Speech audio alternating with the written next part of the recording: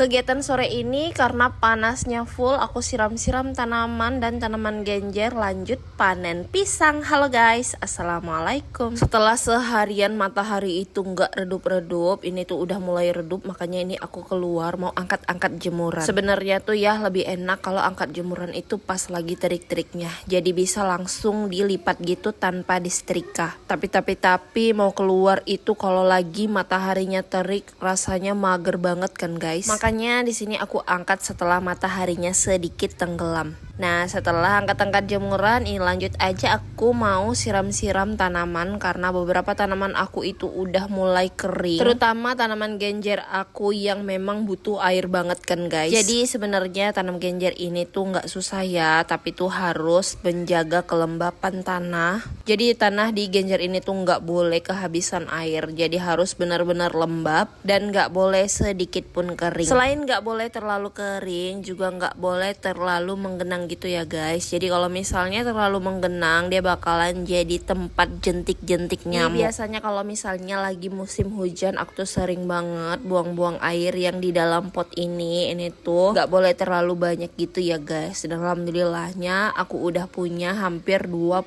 pohon genjer. Ini tinggal aja aku cari tempatnya lagi supaya lebih banyak berkembang biak gitu. Hayo teman-teman, di sini tuh ada yang nggak suka sayuran genjer nggak sih? Ini tuh kan kalau orang bilang sayuran abadi, aku tuh nggak tahu kenapa ya, aku suka banget sama yang namanya genjer dan kangkung. Apalagi kalau udah ditumis pedas pakai terasi, pakai ikan asin, ini tuh enak banget loh guys. Lagi ngedit, lagi ngomongin tumis genjer dan tumis kangkung aja, aku tuh kepengen banget makan tumis kangkung dan tumis genjer yang super pedas dikasih ikan asin.